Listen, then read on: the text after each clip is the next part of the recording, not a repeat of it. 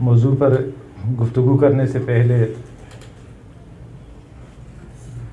میں یہاں موجود تمام مہمانان گرامی اور ہمارے جو ساتھی ہیں، چاہے ان کا تعلق راولہ کوٹ سے ہو، باغ سے ہو، مظفر آباد سے ہو اور یا پاکستان سے ہو، سب کو خوش آمدید بھی کہتا ہوں اور ان کا شکر گزار بھی ہوں۔ اللہ تعالیٰ آپ کا آنا قبول فرمائے۔ ہمارا جتنا بھی وقت ہے اللہ تعالیٰ اس کا بدلہ ہمیں آخرت میں عطا فرمائے۔ جہاں تک بات ہوئی ہے، عمران بھائی نے بات کر دی، ان کا ایک حسن ظن ہے۔ فارسی میں کہتے ہیں کہ من آنم کے من دانم۔ یقیناً میں اس تعریف اور توصیف کے قابل بھی نہیں ہوں اور نہیں بھی کرنی چاہیے، اس لیے کہ یہ نفس جو ہے انسان کا، یہ تگڑا ہونا شروع ہو جاتا ہے۔ وہ مشقت آپ نے کی ہو، میں نے کی ہو، ایک دوسرے کے حق میں دعا کرتے رہنا چاہیے کہ اے اللہ اس مشقت کو قبول فرما اور ہماری آخرت کے لیے ذخیرہ فرما۔ بہرحال شکر بھی ادا کرنا چاہیے کہ نبی صلی اللہ علیہ وسلم نے سیدنا علی کرم اللہ تعالی وجہہ سے فرمایا کہ لَإِن يَهْدِيَ بِكَ اللَّهُ رَجُلًا وَاحِدًا خَيْرٌ مِّن حُمُرِ النَّعَمِ، کہ اگر آپ کی وجہ سے کسی ایک آدمی کو روشنی مل جائے، راستہ مل جائے، ہدایت مل جائے، تو یہ سرخ اونٹوں کے گلے سے بہتر ہے۔ تو اس سے ایک درجے میں یہ ہے کہ انسان کا جو جذبہ ہے اس کو مہمیز بھی ملتی ہے۔ بہرحال اللہ تعالیٰ قبول فرمائے۔ اور جو حسن ظن ہے، جہاں تک وہ دورہ ترجمہ قرآن کی بات ہے، اب جس بات سے میں ابھی جو ہے منع کر رہا تھا، لیکن پھر یہ کہا کہ اس سے ایک انسپائریشن ملتی ہے، ایک مہمیز ملتی ہے، وہی بات آپ کے سامنے رکھتا ہوں کہ میرا تاثر یہ ہے کہ میری اس محنت پر باری تھی برادرم ندیم اشرف صاحب کی، وہ محنت کہ رات کو ترجمہ قرآن میں اسی جگہ پہ جو ہے وہ شریک رہنا، اور صبح سحری کے وقت کافی آگے یہ جو الہدا انٹرنیشنل ہے وہاں سے چل کے ہاؤسنگ اسکیم سے سحری کے وقت پھر میرے لیے جناب سحری لے کے حاضر ہو جانا، اور پھر یہاں سے دوبارہ پیدل اسی طرف رواں دواں ہونا۔ تو مجھے اپنی وہ محنت مشقت بہرحال کوئی اتنی زیادہ جو ہے وہ قابل ستائش نظر نہیں آتی تھی جتنا ان کا ایثار تھا۔ اور اللہ تعالیٰ قبول فرمائے، جو انہوں نے اپنی نوکری چھوڑی ہے سعودیہ سے، اس کے پیچھے بھی یہی مشن تھا کہ ہم اس دعوت کو جو ہے بڑے پیمانے پر ان لوگوں تک کم از کم پہنچا دیں جو ہمارے ہم جولی ہیں، ہم عمر ہیں، ہمارے ساتھ کے کھیلے پلے بڑے ہیں۔ تو اس کے لیے انہوں نے وہاں سے جو ہے قربانی بھی دی، ہجرت بھی کی۔ اللہ تعالیٰ وہ بھی قبول فرمائے۔ پھر عمران بھائی کا معاملہ تھا، انہوں نے بھی، آپ تو جانتے ہیں سردار ہو اور راولہ کوٹ کا سردار ہو، اور وہ ویکیوم کلینر لے کے آئے اور آپ کے کمرے میں جو ہے آ کے کارپٹ وغیرہ اور آپ کے بیڈ جو ہیں ان کو کلین کرے، تو یقیناً اس سردار کے اندر جو ہے ایمان جو ہے وہ اٹھا کے مارتا ہوگا، معجزہ نہ ہوگا، ورنہ کہاں سردار صاحب اور کہاں کسی اور کی خدمت۔ تو یہ اصل میں وہ موتی میرے ہاتھ لگے تھے جن کے ساتھ ہم نے بس تھوڑا سا معاملہ اس طرح سے کیا ہے، جو مولانا روم فرماتے ہیں کہ ایک سنگ تراش تھا، وہ پتھر کو تراش رہا تھا تو ساتھ ہی اس کا بچہ بیٹھا ہوا تھا۔ اس بچے نے باپ سے سوال کیا کہ بابا یہ کیسے کر لیتے ہو؟ سارے پتھر ایک سے ہی ہوتے ہیں، کسی سے مرغا نکال لیتے ہو، کسی سے بندہ نکال لیتے ہو، کسی سے سانپ، کسی سے مور۔ تو اس سنگ تراش نے جواب دیا کہ بچے بات یہ ہے کہ میں تو ان کے اوپر پڑے ہوئے پردے ہٹا دیتا ہوں، باقی سب چیزیں ان کے اندر ہوتی ہیں۔ تو اصل میں ہم بھی بس وہ تھوڑا سا جو ہے اپنا ہنر دکھاتے ہیں، باقی پوٹینشیل تو ہر انسان کے اندر ہوتا ہے۔ پتھر کو آپ جلا نہیں سکتے، لکڑی جل جاتی ہے۔ اسی طرح وہ شخص جس کے سامنے آپ ایک دعوتی جو ہے حرکت یا موٹیویشن کے حوالے سے پہنچتے ہیں اور اس کے سامنے اپنا آئیڈیا جو ہے اس کو مارکیٹ کرتے ہیں، رکھتے ہیں، تو وہ اس کو جانچتا ہے، پرکھتا ہے، تولتا ہے، اور پھر اس کے بعد وہ خیر اس کے اندر ہوتا ہے، اگر وہ چیز اس کو اپیل کرتی ہے تو وہ اس کے ساتھ شامل ہو جاتا ہے، لبیک کہتا ہے۔ تو یہاں کی کہانی تو یہ تھی۔ باقی یہ جو عنوان ہے ہجرت، جہاد اور عزم نو، اس میں اگر خالصتاً جو ہے معلومات کے حوالے سے بات کی جائے تو سب کو معلوم ہی ہے ہجرت کے کیا معنی ہیں، جہاد فی سبیل اللہ۔ ابھی اس پہ میرے جو ہے پیشرو جو تھے، دو بھائی، انہوں نے روشنی ڈالی ہے، ثاقب الطاف صاحب اور احسن بھائی۔ اس پہ مزید گفتگو شاید اس پہلو سے میں نہ کروں، لیکن یہ ہے کہ ایک واقعہ ہوا ہے کافی بڑا ہماری زندگیوں کے، یوں سمجھے کہ متاع دین و دنیا ہماری لٹ رہی تھی، تو ایک حادثہ ہوا ہے، تو ہم نے اپنا بہت کچھ قربان کیا ہے۔ اس پس منظر میں شاید تھوڑی سی بات آپ کے سامنے آ جائے، کچھ لوگوں نے بات بھی کی تھی۔ بہرحال جو تلاوت کی ہے میں نے آپ کے سامنے، اس کا تعلق جڑتا ہے اس کے ساتھ۔ ترجمہ اس کا یہ ہے، سورہ نحل کی آیت نمبر 110 ہے، ثم ان ربک للذین ہاجروا من بعد ما فتنوا، بے شک پھر آپ کا رب ان لوگوں کے لیے جنہوں نے آزمائے جانے کے بعد ہجرت کی۔ یہ آزمائش اللہ کی طرف سے بھی ہوتی ہے اور اللہ کی مخلوق کی طرف سے بھی ہوتی ہے، اس پہ بعد میں بات کریں گے۔ لیکن پھر اس آزمائش کے بعد ایسا نہیں ہے کہ کوئی جو ہے مشکل آئی تو پیچھے ہٹ کے بیٹھ گئے، یا کہیں آس امید تھی اور وہاں سے آس ٹوٹی اور بالکل ہی بے آس اور جناب مایوس ہو کے بیٹھ گئے، ایسا بھی نہیں ہے۔ ثم جاہدوا وصبروا، وہ پھر نئے عزم کے ساتھ کھڑے ہو گئے، پھر مجاہدہ کیا، پھر اپنے آپ کو جو آمادہ کیا، پھر جو ہے وہ نئے عزم کے ساتھ اور ارادے کے ساتھ، نئے ہدف کے ساتھ، اور اس نصب العین کو جو ہے دوبارہ تازہ کرتے ہوئے پھر چل پڑے۔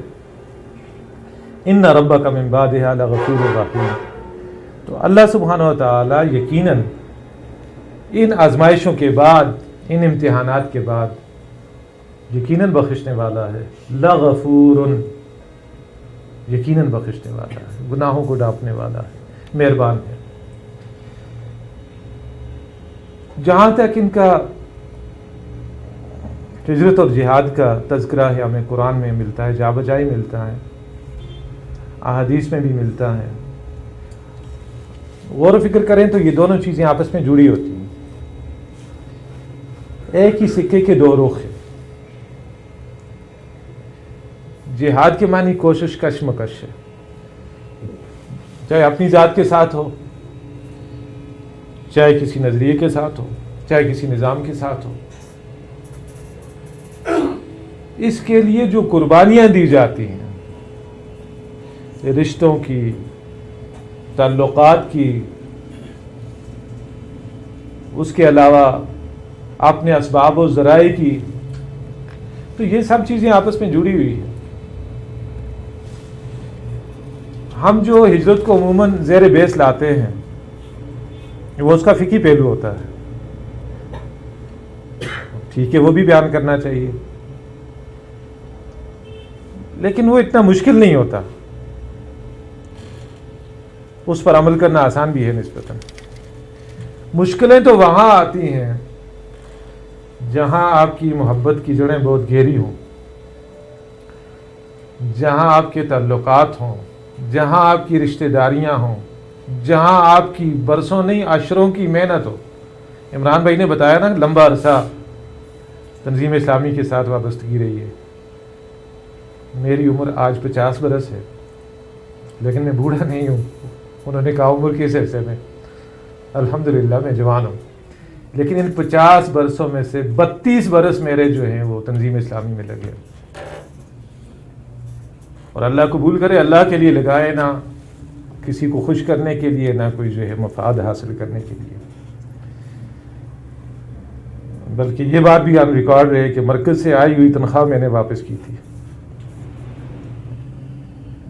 راجہ اکرم صاحب ڈاکٹر ضمیر اختر صاحب کے والد حیات ہیں، شمس الحق اعوان صاحب حیات ہیں، خالد صاحب کی اللہ لمبی عمر کرے، برکت دے، صحت دے، وہ بھی موجود ہے۔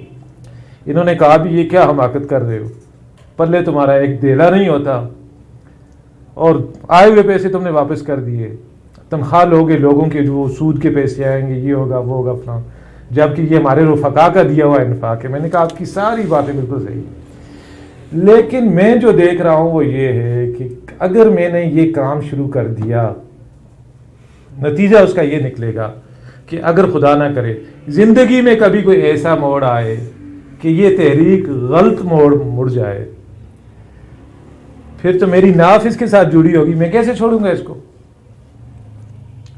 تو ٹھیک 32 برس بعد خالد صاحب نے کہا تمہارا وہ فیصلہ صحیح تھا، میں نے واپس کر دیا تھا وہ مشاعرہ، مرکز بھیج دیا تھا۔ تو وہاں جو ہمارا وقت لگا ہے، ہمیں بہت محبتیں ملی ہیں ڈاکٹر صاحب کے ساتھ، تو ظاہر ہے اوپر ہم لوگ رہتے تھے، نیچے وہ رہتے تھے، پھر جب کبھی جو ہے کسی پروگرام میں آنا جانا ہوتا تھا، کبھی خدمت کا موقع بھی مل جاتا تھا، تنہائی کی باتیں بھی ہوتی تھیں، پوچھتے بھی تھے بہت سارے مسائل، شادی کیوں نہیں کر رہے ہو، فلاں مسئلہ کیا ہوا، فلاں، جیسے ایک والد پوچھتا ہے۔ اسی طرح باقی ہمارے تنظیمی ساتھی، ان کے ساتھ بھی بڑا قرب تھا، تعلق تھا، اور اسی تعلق کی بنیاد پہ اب بھی میں جا کے ملتا ہوں ان سے۔ امیر حلقہ طاہر سلیم صاحب سے بھی جا کے ملا ہوں، پچھلے دنوں ملاقات کی ہے۔ میں نے کہا کہیں اس کو یہ جو ذاتی جو ہے دشمنی آنا یا پھر اس طرح کا معاملہ نہ بنا لیں، تو میں نے ان کا سب کا دل صاف کیا، لیکن یہ ہے کہ بہرحال وہ ان سے مجھے اب بھی محبت ہے۔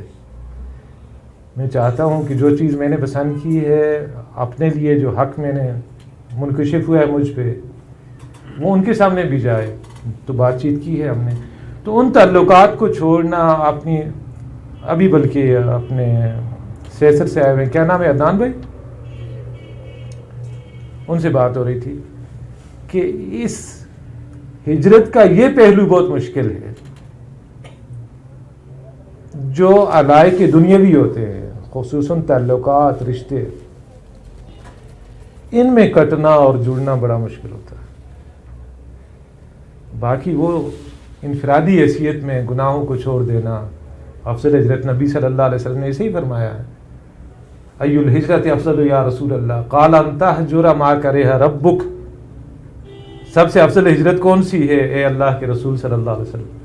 فرمایا کہ تم ہر اس شے کو چھوڑ دو جس سے تمہارا رب کراہت کرے، ناپسند کرے جس چیز کو۔ ایک دوسری حدیث میں نبی صلی اللہ علیہ وسلم نے فرمایا والمہاجر من ہجر ما نہی اللہ عنہ، اصل مہاجر تو وہ ہے جو ان چیزوں سے کٹ جائے، ان چیزوں کو چھوڑ دے جن سے اللہ نے منع کیا ہے۔ تو شاید ہجرت کا ایک تصور ہمارے یہاں وہ مسلک سا ہے، یا آدھا تصور ہے یا ناقص تصور ہے، وہ یہ ہے کہ گناہوں کو چھوڑ دینا، اللہ کی معصیت سے کنارہ کش ہو جانا۔ ٹھیک ہے، یہ بھی ہے، لیکن یہ سہل ہے، میں کر سکتا ہوں نا، کافی حد تک کر سکتا ہوں۔ اچھا جو مشکل ہے وہ یہ ہے رشتوں کی قربانیاں دینا، محبتوں کی قربانیاں دینا، تعلقات کی قربانیاں دینا، جس چیز کو آپ نے عمر کا ایک بڑا حصہ دیا ہو، عشرے لگائے ہوں، اس کو چھوڑ دینا آسان نہیں ہے، بہت مشکل ہے، جبکہ لوگ آپ کو جانتے بھی اسی حوالے سے ہوں۔ آپ منظر سے پس منظر میں جانے کون کتنا مشکل ہوگا، جبکہ آپ کے پاس ایسے حوادث کے نتیجے میں ترقی پانے کے واضح مواقع ہوں، منظور نظر بننے کے، اور بھی مشکل ہو جاتا ہے تعلقات کو کاٹنا۔ ان پر جو ہے اللہ اور اس کے رسول کی خاطر چھری پھیرنا بہت مشکل ہوتا ہے۔ تو اگر میں اکیلا ہوتا شاید بہت مشکل ہوتا، لیکن اللہ تعالیٰ جزائے، مجھ سے بھی سینئر 37 برس لگا کے جو ہے لوگ وہاں سے نکلے ہیں اپنی محبتوں کا خون کر کے، لیکن بہرحال اطمینان ہے کہ اللہ کے دین کی خاطر اور اسلام کی نشاط ثانیہ کے لیے جو بنیادیں رکھی گئی تھیں، ان بنیادوں سے وفا کی خاطر یہ منظر نامہ بدلا ہے، تو اس میں ایسا ہی رویہ اختیار کرنا چاہیے تھا جیسا کہ اختیار کیا گیا.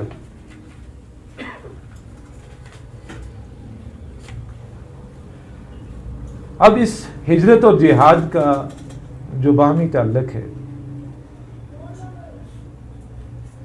اس میں ایک بات یہ بھی ہے کہ ہم کہیں سے کٹتے ہیں اور کہیں جڑتے ہیں. تو بندہ مومن کے سامنے وہ بنیاد کیا ہونی چاہیے کہ جس بنیاد پر وہ کہیں سے کٹے اور کہیں جڑے.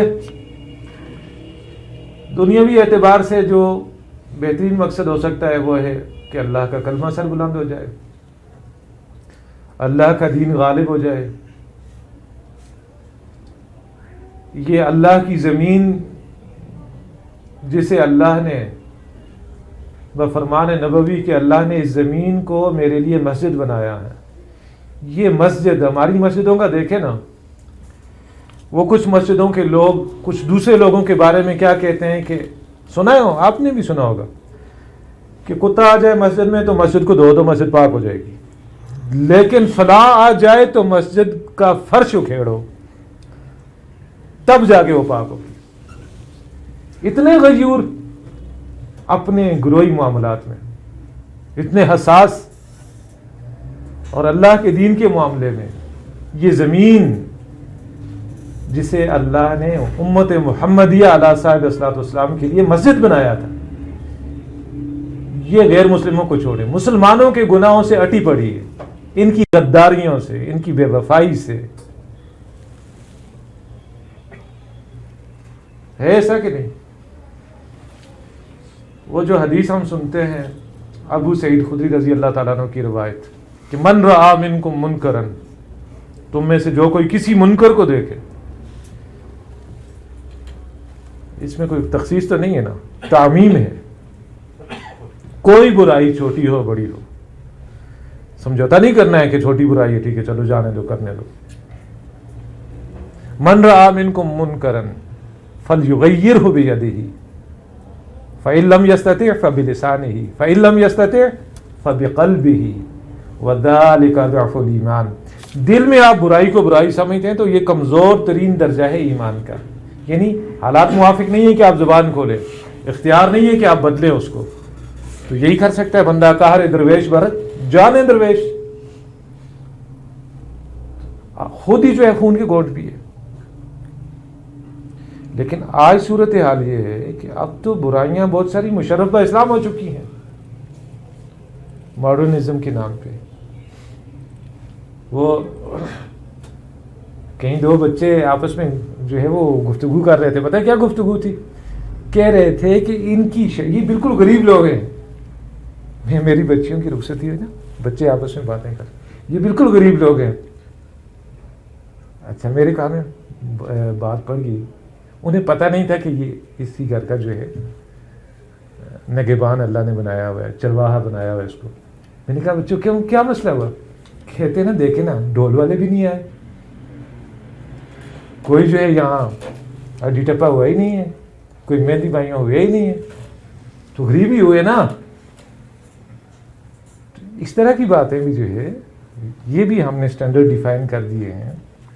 یہ چیزیں اب مشرف اسلام ہو چکی ہیں. باقی تو چھوڑیں، وہ جو ٹرینڈ ہیں اس وقت زمانے کے ان کو تذکرہ ہی نہ کریں. وہ تو دنیا کہیں سے کہیں پہنچ گئی ہے. میں وہ حیرت ہوں کہ دنیا کیا سے کیا ہو جائے گی. کچھ باتیں یہاں کرنے کی جو ہے وہ ظاہر نہیں ہوتی، لیکن میں جو کچھ دیکھ رہا ہوں نا تعلیمی اداروں میں بحیثیت مدرس، آپ سوچ نہیں سکتے اگلے 10 برس میں کتنی بڑی تباہی آنے والی ہے، آپ کے وہم و خیال میں بھی نہیں ہے. جب بیٹے اپنے باپوں کے گلے پکڑیں گے، گریبان پکڑیں گے، اور بیٹیاں اپنی ماؤں کی جو ہے اوڑھنیاں اتاریں گی، پھر آپ کو سمجھ آئے گی. تو من رآ منکم منکرا فلیغیرہ، اس ضعیف ترین درجے سے بھی ہم نیچے چلے گئے. ارگا کہیں ہے نہیں ہے، کہانیاں ہیں. ایمان تو کوئی اور شے ہے، نایاب سی چیز ہے. ایمان وہ شے ہے جو آپ کو جو ہے آگ میں ڈال دیتی ہے، وہ شے ہے جو آپ کے ہاتھ میں چھری دے کے بیٹے کی گردن پہ چلا دیتی ہے. لیکن یہ تو بڑے لوگ تھے نا, چنیدہ لوگ تھے. اگر اپنی سطح پہ آ جائے تو ہم سے بھی تو کچھ مطلوب ہے. اللہ کے ساتھ ہمارا کچھ سودا تو طے ہوا ہے. ان اللہ اشترى من المؤمنین انفسهم واموالهم بان لهم الجنہ. اللہ سے ہمارا سودا ہو گیا, ہم نے بیچ دیا ہے. دعویٰ ہمارا یہ ہے کہ ہم نے بیچ دیا ہے اللہ کے ہاتھ, اپنی جان بھی اپنا مال بھی. سودا اللہ کے ہاتھ بیچ دیا ہے. اور کس استعمال میں آ رہا ہے؟ اپنی دنیا کے لیے, اپنے بال بچوں کے لیے, اپنے عزیز رشتہ داروں کے لیے, اپنے دوستوں کے لیے, اپنی آسائشوں کے لیے. خیانت ہے کہ نہیں؟ یہ خیانت بھی اللہ کو گوارا ہے, لیکن ایک شرط کے ساتھ کہ آپ نے اوقات اور بہتر سے بہترین صلاحیتیں وہ اللہ کے دین کے غلبے اور اس کی غیرت میں جو ہے گزارے جائیں. تب جا کے کہیں معذرتن الی ربکم, اللہ تعالیٰ عذر کے درجے میں قبول کر لے گا میری اور آپ کی وہ علامات بندگی جنہیں ہم نے علامتیں سمجھ دیا ہے. نماز ہے, روزہ ہے, زکوٰۃ ہے, حج ہے.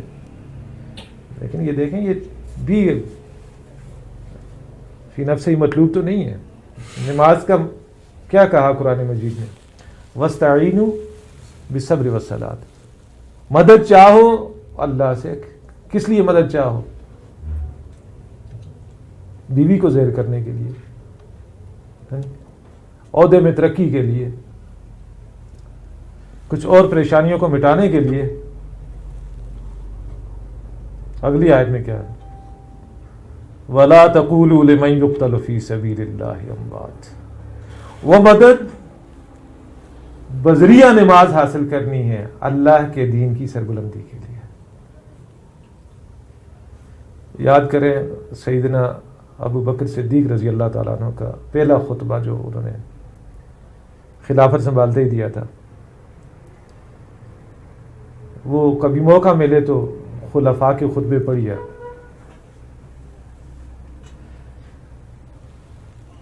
بہت عام خزانہ ہے وہ. بہرحال دیگر باتوں کے علاوہ انہوں نے یہ بھی فرمایا.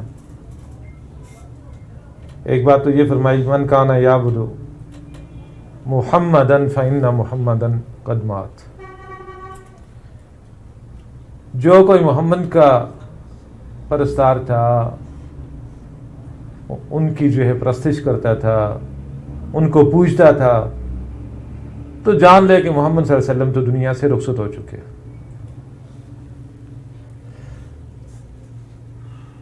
وَمَنْ كَانَ يَعْبُدُ اللَّهَ فَإِنَّ اللَّهَ حَيٌّ لَا يَمُوتُ. اور جو کوئی اللہ کا بندہ ہے, اللہ کا غلام ہے, اس نے تو محمد رسول اللہ صلی اللہ علیہ وسلم سے صرف خوئے غلامی لی ہے, اللہ کے لیے اسوہ لیا ہے. اور جو اس کا عبادت گزار تھا تو وہ زندہ ہے, اسے موت نہیں آئے گی. اور پھر انہی ایام میں آپ کو جو چیلنجز جو ہیں وہ فیس کرنے پڑے ہیں, کتنے بڑے بڑے تھے.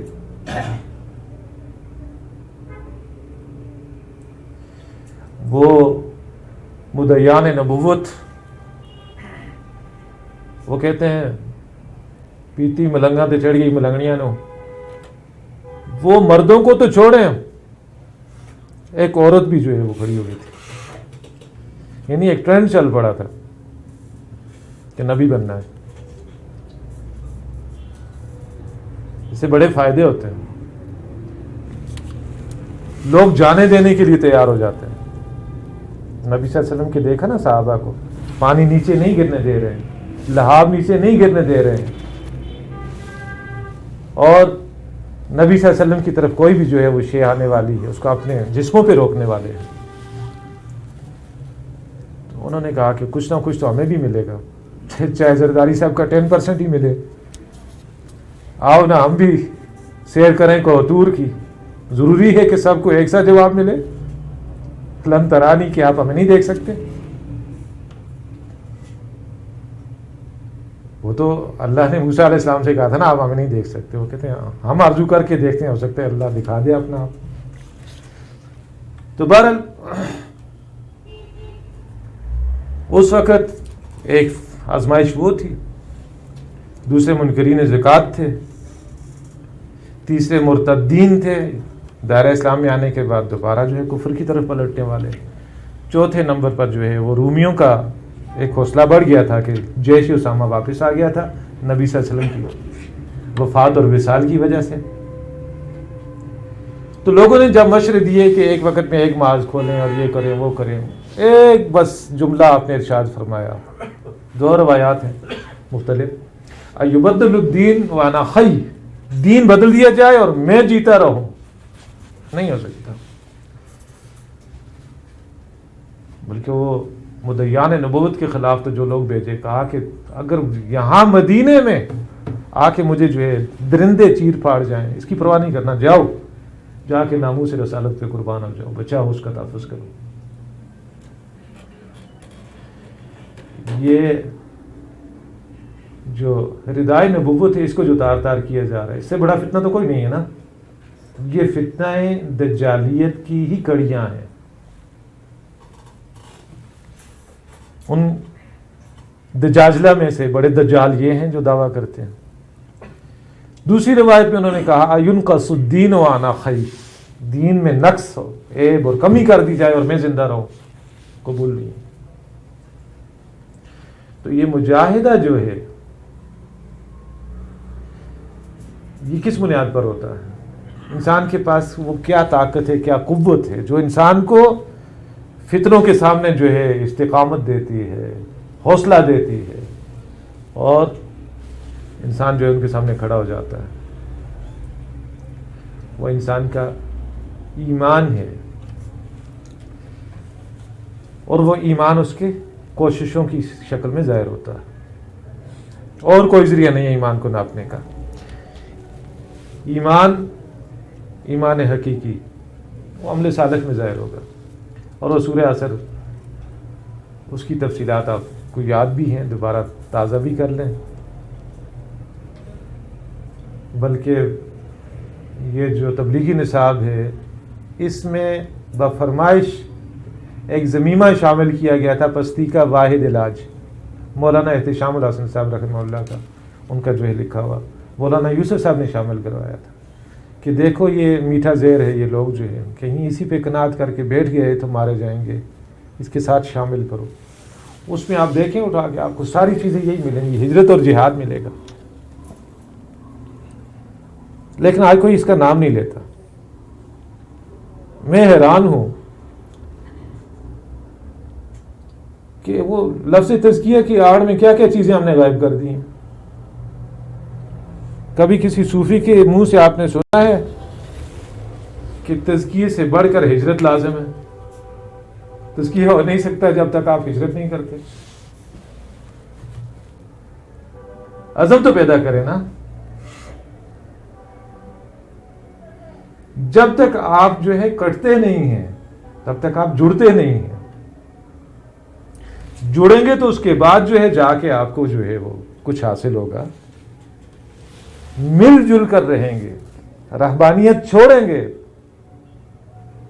جڑیں گے کسی مقصد کی خاطر، اور وہ مقصد کیا ہے؟ یہ جتنے بھی، جب اقبال نے یہ کہا کہ آدمی پر آدمی فرما روائی کیوں کرے، جس کا حق بندگی وہ خدائی کیوں کرے، مجھے یہ بتائیں میرے جیسا بندہ جب میں اسے حاکم ماننے کے لیے تیار نہیں ہوں، اور مجھے محمد رسول اللہ صلی اللہ علیہ وسلم نے یہ بتایا ہے کہ تمہارا رب اس بندے کی طرف دوڑ کر آتا ہے جو گناہوں میں لتھڑا ہوا شرمندہ ہو کر اپنے رب کی طرف رجوع کرتا ہے، تو اس کا مطلب ہے اللہ سبحانہ و تعالیٰ اپنے ٹوٹے ہوئے بندوں پہ زیادہ متوجہ ہوتا ہے، اور بندے تو سارے ٹوٹے ہوئے ہیں۔ نبی صلی اللہ علیہ وسلم پر عصمت ختم، صحابہ پر حفاظت ختم، اس کے بعد کون ہے؟ اچھا، جو زیادہ نیک لوگ ہیں، زیادہ توجہ ان کو حاصل ہے اللہ کی، یا جو گرتے پڑتے چل رہے ہیں اللہ کی طرف، اللہ کی توجہ انہیں حاصل ہے؟ ہم نے تو جو مطالعہ حدیث کیا ہے، نبی صلی اللہ علیہ وسلم کے فرامین پڑھے ہیں، تو ہمیں یہ بات سمجھ میں آئی ہے کہ جو ٹوٹے پجے ہوتے ہیں نا، اللہ ان پہ زیادہ توجہ دیتا ہے، 70 ماؤں سے زیادہ پیار کرتا ہے، اور ماں کو وہ بچہ پیارا ہوتا ہے جو بدھو ہوتا ہے، اسی پہ زیادہ توجہ دیتی ہے نا۔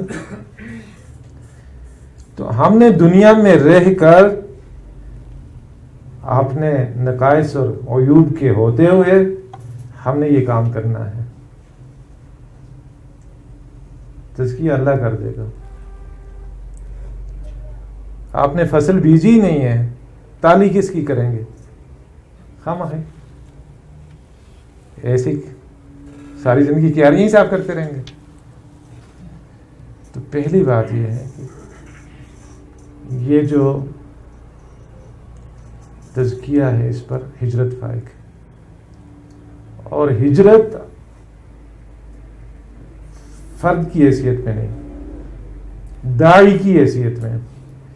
پھر آپ کے رشتے ٹوٹیں گے، آپ کے تعلقات ٹوٹیں گے، آپ کے وسائل سکڑیں گے، یہ والی ہجرت۔ اور جہاد آپ غیروں کے ساتھ جا کے جو ہے میٹھی میٹھی باتیں کرنے کو مسئلہ ہی کوئی نہیں ہے۔ مجاہدہ ابھی بات ہو رہی تھی، ثاقب بھائی بات کر رہے تھے، گھر والوں سے بات کر کے دیکھیں، رشتہ داروں سے بات کر کے دیکھیں، ان کے سامنے مثال بنے، نمونہ بنے۔ ہو جس کے دل میں حق کے لیے مرنے کی تڑپ، پہلے اپنے پہ کرے، خاکی میں جہاں پیدا کرے، نمونہ بنے گھر میں، پھر آگے بات جو ہے آپ کو سمجھ آ جائے گی۔ مجھے یاد نہیں آتا کہ امام حسن البنا رحمہ اللہ نے فرمایا تھا، یا سید قطب شہید رحمہ اللہ نے، اقیموا دولت الاسلامیہ علی قلوبکم، یہ دولت اسلامیہ پہلے اپنے دلوں پر قائم کرو، تقم فی البلاد، تو شہروں میں یہ خود کھڑی ہو جائے گی۔ مطلب یہ کہ آپ اپنے گھر میں اپنے گہرانے کی حد تک تو نمونہ بن جائیں، پھر اپنے گہرانے پر جو ہے اسے دوسروں کے لیے نمونہ بنانے کے لیے محنت کریں، پھر وہاں جو کچھ آپ کو جو ہے پیش آئے، جو چیز جو ہے آپ کے سامنے کھڑی ہو، اسے فیس کریں۔ وَاسْتَعِینُوا بِالصَّبْرِ وَالصَّلَاةِ، وہاں ان کاموں کے لیے اللہ سے مدد چاہیے، لیکن اس کی انتہا کیا ہے؟ اللہ کے دین کی سربلندی۔ اور اللہ کے دین کی سربلندی کی جد و جہد کیوں ضروری ہے؟ چھوٹی سی مثال ذہن میں رکھیں۔ آپ اور میں چاہتے ہیں کہ ہمارے بچے گالیاں نہ سیکھیں، لیکن وہ بچے کسی اور سیارے پہ تو نہیں رہتے، اسی سیارے پہ ہیں۔ آپ کے پڑوس میں بھی بچے ہیں، بچے کے سکول میں بھی بچے ہیں، محلے میں بھی بچے ہیں۔ آپ چاہتے ہیں ان کا کردار اچھا ہو، وہ گالیاں نہ سیکھیں، بری باتیں نہ سیکھیں، آپ انہیں نہیں روک سکتے جب تک آپ پورے ماحول کی اصلاح کے لیے کوشش نہ کریں۔ ایک ایسا ماحول بنانا، ایک ایسا نظام بندگی قائم کرنے کی کوشش میں لگ جانا جہاں اللہ کی بندگی آسان ہو اور شیطان کی بندگی مشکل ہو، یہ تو آپ کی اور میری ضرورت ہے، اور اہم ترین ضرورت ہے۔ اللہ کے حکم جو قرآن مجید میں آئے ہیں ان میں ایک حکم یہ بھی ہے، قوا انفسکم واہلیکم نارا۔ تو پھر اس دائرے کو آپ بڑھاتے چلے جائیں گے تو بات اپنی ذات سے شروع ہوگی، المجاہد من جاہد نفسہ، پھر اس کے بعد فلا تطع الکافرین وجاہدہم بہ جہادا کبیرا، نظریاتی جہاد ہے وہ، آپ جہاد باللسان ہے، جہاد بالقلم ہے، یہ سب چیزیں اس میں آ جائیں گی، لیکن بات یہاں ہی ختم ہونے والی تو نہیں ہے، آگے بھی بڑھے گی۔ یہ جہاد آخر کار کبھی اللہ کرے کہ ہماری زندگیوں میں وہ موقع ہے کہ حضور صلی اللہ علیہ وسلم نے بڑی وعید سنائی ہے اس پہ، کہ جو مر گیا اس حال میں کہ جس نے کبھی جو ہے اسلام کی عزت و ناموس، اللہ کے دین کی سربلندی کے لیے کبھی لڑائی کرنے کی جو ہے اس نے آرزو نہیں کی، کسی لڑائی میں حصہ نہیں لیا، نہ کبھی اس کے اندر یہ تمنا جو ہے کبھی بیدار ہوئی، نفاق کی موت مر گیا.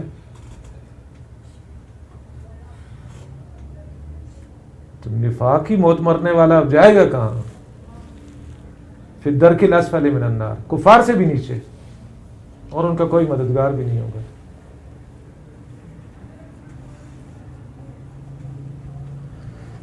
تو یہ بہت سارے پہلوؤں سے آپ انہیں دیکھیں. بات وہیں پہنچتی ہے کہ اللہ نے ہمیں ویسے ہی چنا ہے جیسے اس نے انبیاء کو چنا تھا. ہمیں وہ عزت دی، وہ شرف بخشا کہ ہمیں نبی اکرم صلی اللہ علیہ وسلم کی امت نے سے بنا دیا، اور وہ کام جو نبی صلی اللہ علیہ وسلم کے سپرد کیا تھا، نبی صلی اللہ علیہ وسلم نے بغیر کسی کمی بیشی کے ہمارے سپرد کر دیا. اپنے ساتھ کچھ بھی نہیں لے کے گئے، سب کچھ دے کے گئے. اور وہ کون سا دین دے کے گئے تھے؟ سارے کا سارا خطبہ حجۃ الوداع اٹھا کے دیکھ لیں، سب کچھ وہی. اس میں بس ایک شے جو ہے وہ ہمارے سامنے رہے کہ کوئی حادثہ، کوئی سانحہ آپ کی اور میری ہمت کو توڑنے والا نہ ہو، بلکہ عرفت ربی بنقض عزائمی، حضرت علی کرم اللہ وجہہ کا قول ہے، میں نے اپنے عزائم کے ٹوٹنے سے اپنے رب کو پہچانا. ایک میری مرضی، ایک میرے رب کی مرضی ہے. میرے رب نے مجھے وہ شعور دے دیا جو بہت ساروں کو نہیں دیا. میں نے دیکھ لیے وہ سوراخ، دیکھ لیے وہ چور دروازے، دیکھ لیے جو کافی سارے لوگوں کو نظر نہیں آئے یا وہ دیکھنا ہی نہیں چاہتے.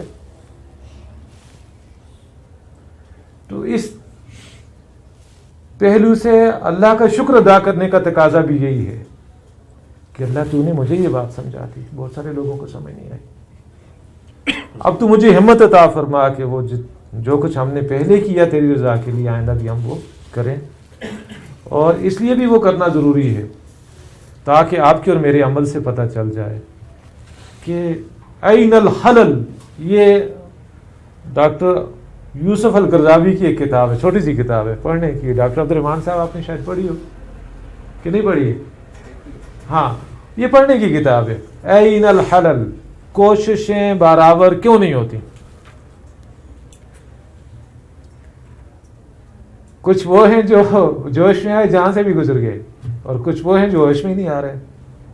انتہا ہے نا، انتہا پسندی ہے.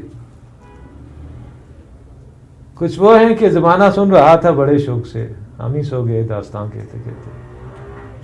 اور کچھ وہ ہیں جو داستان کہنے کے لیے اٹھے ہی نہیں، وہ داستان سن کے ایسے سوئے کہ سو ہی گئے. تو عزم نو یہ ہے کہ ہم نے اپنی عاقبت سنوارنے کے لیے عافیت جانی ہے کس میں؟ اسی کام کے کرنے میں. جس کو پہلے حق سمجھا تھا وہی حق ہے، اور اسی حق کو امانت سمجھتے ہوئے ہم نے جن لوگوں سے لیا تھا ان کا حق بھی ہے ہمارے اوپر، اور اپنی نجات کا سامان بھی اسی میں ہے کہ ہم مزید جو ہے اس پر زیادہ نئے عزم اور حوصلے کے ساتھ چلتے جائیں. آپ کی اور میری دینی غیرت و حمیت کا تقاضا بھی یہی ہے، اور حضور صلی اللہ علیہ وسلم کی نصیحت. اور ایک طرح سے آپ یہ سمجھیں کہ آپ نے باخبر بھی کیا ہے کہ اگر ایمان ہے تو اس کو آزما لو کہ تمہیں جو اپنے لیے پسند ہے دوسرے کے لیے پسند کیا ہے یا نہیں کیا. اس لیے ہم چاہتے ہیں کہ ساری دنیا ہمارے سنگ چلے، شعوری طور پہ چلے، سوچ سمجھ کر چلے.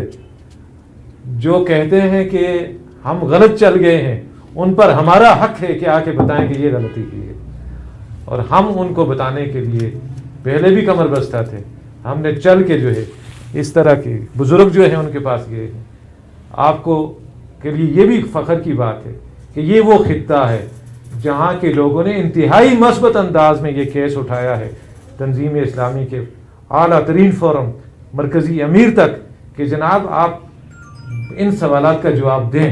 ہم غلط ہیں تو ہماری اصلاح کریں، اور اگر آپ سے غلطی ہوگی یہ ہو سکتی ہے، آپ کوئی پیغمبر تھوڑے ہیں.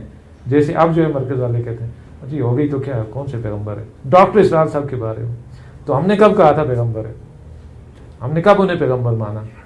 لیکن آپ تو لوگوں کو پیغمبر نہ بنائیں نا, آپ تو اس مقام پہ نہ پہنچائیں کہ کوئی سوال نہیں کر سکتا امیر محترم سے, کوئی انہیں کسی معاملے میں فریق نہیں بنا سکتا. کیوں؟ یہ خلفائے راشدین سے بھی تمام تر احترام کے باوجود میں یہ عرض کروں گا ان سے بھی زیادہ پہنچے ہوئے ہیں, ان سے بھی زیادہ مقرب ہیں اللہ کے.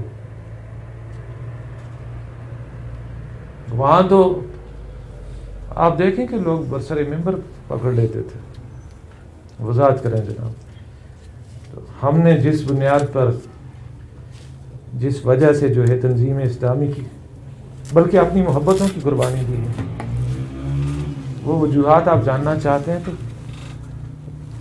بیٹھیں گے انشاءاللہ کھانا کھا کے. کچھ کمی رہ گئی ہے تو میں آپ کے سامنے رکھوں گا. اللہ تعالی ہمیں اپنے ہی راستے کا مہاجر بنائے, اپنے ہی راستے کا مجاہد بنائے, اور اللہ ہماری زندگیوں میں وہ دن لائے کہ حضور صلی اللہ علیہ وسلم کی وہ تمنا ہمارے وجود پر ظاہر ہو. لَوَدِدْتُ أَنْ أُقْتَلَ فِي سَبِيلِ اللَّهِ ثُمَّ أُحْيَا ثُمَّ أُقْتَلْ ثُمَّ أُحْيَا ثُمَّ. اللہ ہمیں جو ہے وہ تو اس حال میں اٹھا کہ ہمارے گناہوں کا کفارہ بن جائے, تیری دی ہوئی جان تیرے راستے میں قربان ہو جائے. اللہ تعالی ہمیں اس حال میں اٹھا, اور اللہ تعالی ہمیں مدد فراہم فرما نماز کے ذریعے سے, صبر کے ذریعے سے. اور صبر کون سا کہ ہم اس راستے پہ ڈٹیں, کوئی محبت حائل نہ ہو, کوئی جو ہے تعلق جو ہے ہمارے آڑے نہ آئے.